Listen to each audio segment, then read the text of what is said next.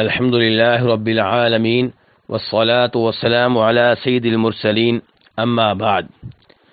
نبی صلی اللہ علیہ وسلم کی شان بیان کرنا بہت اچھی بات ہے، اور اگر یہ شان شعروں کی شکل میں، نظموں کی شکل میں، نعتوں کی شکل میں بیان کی جائے تو اس میں بھی کوئی حرج نہیں ہے۔ اگرچہ صحابہ کرام رضوان اللہ علیہم اجمعین عام طور پہ نبی علیہ الصلوۃ والسلام کا تذکرہ، آپ کی سیرت، آپ کے احوال، آپ کی شان، آپ کا مقام، یہ وہ عام الفاظ میں بیان کرتے تھے۔ جو انہوں نے آپ کی شان نظموں کی شکل میں، شعروں کی شکل میں، نعتوں کی شکل میں بیان کی ہے وہ کم ہے، اور جو انہوں نے عام اور سادہ الفاظ میں بیان کی ہے وہ بہت زیادہ ہے۔ اس سب کے باوجود شعروں کی شکل میں، نعتوں کی شکل میں نبی علیہ الصلوۃ والسلام کی آپ کے اوصاف بیان کرنا یہ اچھی بات ہے، اس میں کوئی حرج نہیں ہے۔ لیکن افسوس تب ہوتا ہے جب کئی نعتوں میں، کئی شعروں میں، کئی نظموں میں ایسے الفاظ ہوتے ہیں جو شرکیہ قسم کے ہوتے ہیں، جو توحید کے منافی ہوتے ہیں۔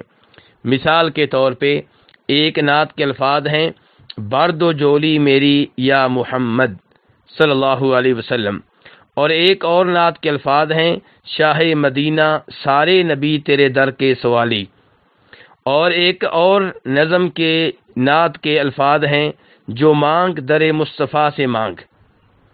اب ان الفاظ پہ غور کیا جائے تو ان میں صاف صاف نبی صلی اللہ علیہ وسلم کو مشکل کشا، حاجت روا، مختار کل بعور کرایا جا رہا ہے، اور لوگوں کو ترغیب دی جا رہی ہے کہ وہ نبی علیہ الصلوۃ والسلام سے سوال کریں، آپ سے مانگیں، آپ سے مدد طلب کریں۔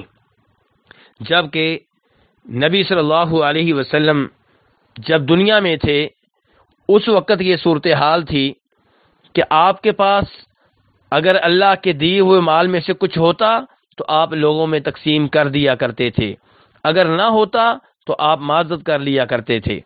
چنانچہ نبی صلی اللہ علیہ وسلم ایک حدیث میں فرماتے ہیں، جسے امام بخاری وغیرہ نے روایت کیا ہے، ما اعطیکم ولا امنعکم، نہ میں تمہیں کچھ دیتا ہوں نہ میں تم سے کچھ روکتا ہوں، انما انا قاسم، میں تو بس ایک تقسیم کرنے والا ہوں، اضع حیث امرت، جہاں مجھے حکم ملتا ہے وہاں پہ میں اللہ کا مال رکھ دیتا ہوں، اللہ کا مال دے دیتا ہوں۔ اس حدیث میں آپ واضح طور پہ فرما رہے ہیں کہ میں نہ دینے والا ہوں نہ اللہ کی طرف سے آئی ہوئی نعمت اور دولت کو روکنے والا ہوں، میری حیثیت ایک تقسیم کرنے والے کی ہے، جہاں اللہ چاہے وہاں پہ میں دے دیتا ہوں۔ تو یہاں سے نبی علیہ الصلوۃ والسلام کا معاملہ بالکل واضح ہو رہا ہے، اور یہ دنیا کا معاملہ تھا۔ لیکن جب آپ فوت ہو گئے تو فوت ہونے کے بعد یہ کہنا کہ نبی علیہ الصلوۃ والسلام لوگوں کو دیتے ہیں یا آپ سے مدد مانگی جائے، یہ صحابہ کرام کے عمل اور ان کے سنت اور ان کے طریقے کے خلاف ہے۔ نبی علیہ الصلوۃ والسلام کی صورتحال یہ تھی کہ جب آپ دنیا میں زندہ تھے، موجود تھے، تب بھی آپ کئی دفعہ لوگوں سے معذرت کر لیا کرتے تھے کہ میرے پاس تمہیں دینے کے لیے کچھ نہیں ہے۔ آپ اس حدیث پہ غور کریں جس حدیث کا تعلق اللہ تبارک و تعالیٰ کے اس فرمان سے ہے جو سورہ توبہ کی آیت نمبر 92 میں ہے کہ وَلَا عَلَى الَّذِينَ إِذَا مَا أَتَوْكَ لِتَحْمِلَهُمْ قُلْتَ لَا أَجِدُ مَا أَحْمِلُكُمْ عَلَيْهِ تَوَلَّوْا وَأَعْيُنُهُمْ تَفِيضُ مِنَ الدَّمْعِ حَزَنًا أَلَّا يَجِدُوا مَا يُنْفِقُونَ۔ اس آیت میں اللہ تبارک و تعالیٰ ان عظیم صحابہ کرام کا تذکرہ کر رہے ہیں جو تبوک کی لڑائی سے پہلے آپ کے پاس آئے کہ آپ ہمیں سواریاں دیں، آپ ہمیں اونٹنیاں دیں جن پہ بیٹھ کر ہم بھی جہاد میں شریک ہو سکیں۔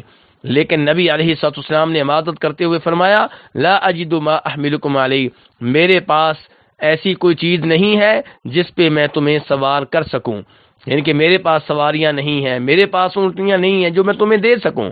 آپ صاف صاف فرما رہے ہیں میرے پاس نہیں ہے۔ اور صورتحال یہ تھی کہ یہ عظیم صحابہ کرام روتے ہوئے واپس گئے، یعنی کہ وہ سچے مجاہد تھے، وہ جہاد میں شریک ہونا چاہتے تھے، صرف مال کی کمی تھی، اونٹنیاں نہیں تھی جن پہ بیٹھ کر وہ تبوک میں پہنچ سکیں۔ تو نبی علیہ الصلوۃ والسلام نے صاف صاف کہا کہ میرے پاس یہ مال نہیں ہے، میرے پاس یہ اونٹنیاں نہیں ہیں، میرے پاس یہ سواریاں نہیں ہیں۔ اگر نبی علیہ الصلوۃ والسلام مختار کل ہوتے، حاجت روا ہوتے، مشکل کشا ہوتے، تو یہ صحابہ کرام جو روتے ہوئے واپس جا رہے تھے، آپ انہیں یقیناً سواریاں دیتے، اونٹنیاں دیتے، تاکہ ان کی خواہش پوری ہو جاتی۔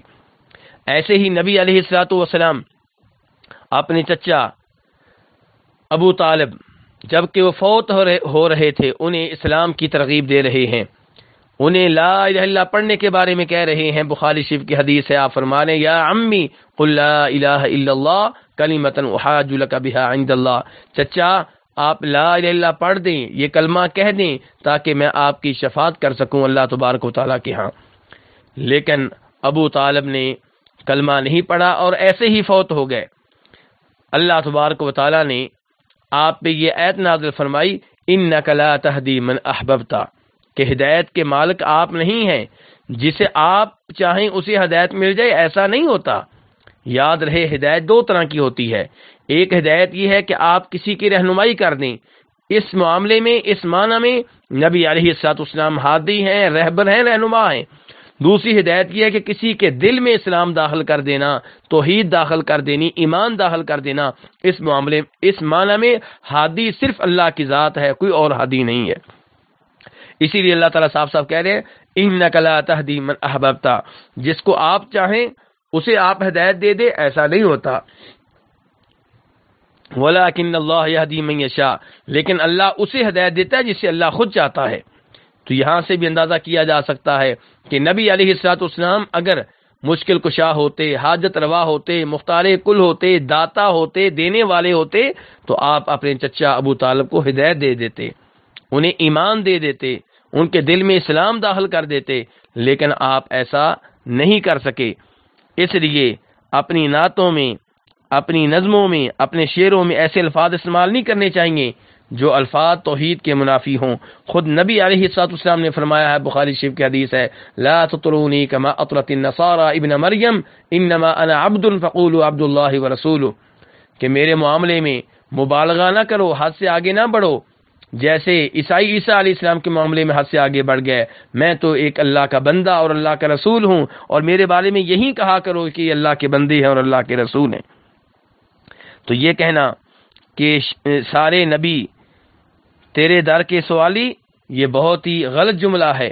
انبیاء کرام علیہ الصلوۃ والسلام کی دعائیں قرآن پاک میں موجود ہیں، کوئی ایک ایسی دعا نہیں ہے جس دعا میں کسی نبی نے نبی علیہ الصلوۃ والسلام کو مخاطب کر کے آپ سے سوال کیا ہو، آپ سے مانگا ہو، بلکہ ان دعاؤں میں انبیاء کرام علیہ الصلوۃ والسلام براہ راست اللہ سے سوال کر رہے ہیں۔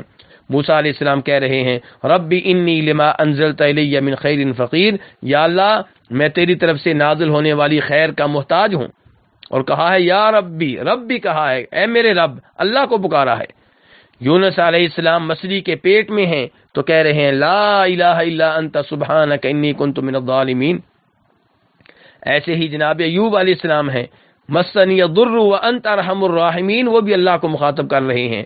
آدم علیہ السلام بھی توبہ قبول ہوئی ہے تو اس سے پہلے جو اللہ سے دعائیں کر رہے ہیں توبہ کرنے کے لیے، وہ یہ ہے ربنا ظلمنا انفسنا وان لم تغفر لنا وترحمنا لنکونن من الخاسرین، انہوں نے اپنے رب کو پکارا ہے۔ اور خود ہمارے نبی علیہ السلام بھی ہمیشہ رب کو پکارتے رہے۔ ابراہیم علیہ السلام کیا کہہ رہے ہیں؟ حسبنا اللہ ونعم الوکیل۔ تو خلاصہ کلام یہ ہے کہ اللہ تبارک و تعالیٰ کی ذات سے سوال کرنا چاہیے۔ ہاں جب کوئی زندہ ہو تو اس سے وہ چیز مانگ سکتے ہیں جو اس کی قدرت میں ہے، جو وہ دے سکتا ہے۔ اگر کسی کے پاس مال ہے تو اس کی زندگی میں اس سے آپ اتنا مال مانگیں جتنا اس کی دسترس میں ہے، یہ شرک نہیں ہے، ایسا قرآن و حدیث سے ثابت ہے۔ لیکن اگر زندگی میں بھی کسی سے بیٹا مانگا جائے کہ مجھے بیٹا دیجئے، کسی پیر سے، کسی ولی سے، کسی نبی سے، تو چونکہ بیٹا دینا صرف اللہ کی خصوصیت ہے تو یہ شرک ہو جائے گا۔ ایسے ہی استغفار کرنا، گناہوں کی معافی مانگنا، یہ اللہ کی خصوصیت ہے، یہ کسی اور سے مانگیں گے تو یہ بھی غلط ہوگا۔ اور فوت ہو جانے کے بعد نبی علیہ السلام کو پکارنا، یہ تو بالکل غلط ہے۔ صحابہ کرام قحط سالی ہوتی، بارش کی ضرورت ہوتی، امام بخاری روایت کرتے ہیں، صحیح حدیث ہے کہ جناب عمر فاروق رضی اللہ تعالیٰ عنہ صحابہ کرام کو لے کر میدان میں جایا کرتے تھے، یعنی کہ آپ کی سنت کے مطابق، آپ کے طریقے کے مطابق جو طریقہ آپ نے سکھایا تھا اسی طریقے پہ صحابہ اکرام عمل کرتے تھے. میدان میں جاتے، وہاں جا کر دعائیں کی جاتی، اللہ سے بارش مانگی جاتی، آپ کے زندہ چچا جناب عباس رضی اللہ عنہ کو قیادت دی جاتی، امامت دی جاتی، وہ دعا کرتے اور صحابہ کرام آمین کہتے. جیسا کہ دیگر روایات میں مزید تفصیل آئی ہے کہ جناب عباس دعا کرتے اور صحابہ کرام ان کے ساتھ مل کر یہ اللہ تعالیٰ سے مانگتے. جناب عمر فاروق بھی کہتے تھے اے اللہ ہم آپ کے چچا کو لے کر آئے ہیں، ان کے ذریعے بارش مانگ رہے ہیں. صحابہ کرام بارش لینے کے لیے آپ کی قبر پہ نہیں آتے تھے، آپ کو نہیں پکارتے تھے، آپ سے بارش نہیں مانگتے تھے، آپ سے بیٹا نہیں مانگتے تھے. ہاں آپ کی زندگی میں یہ درخواست کرتے رہے کہ اولاد کے لیے دعا کریں، بارش کے لیے دعا کریں، لیکن یہ کہا ہو کہ آپ بارش دیں، یہ کہا ہو کہ آپ بیٹا دیں، ایسی چیز نہیں ملے گی. اللہ رب العزت ہمیں توحید سمجھنے کی توفیق عنایت فرمائے اور اللہ تعالی ہمیں شرک و بدعات سے محفوظ رکھے. وصلی اللہ تعالی علی نبیہ محمد وآلہ وصحبہ اجمعین.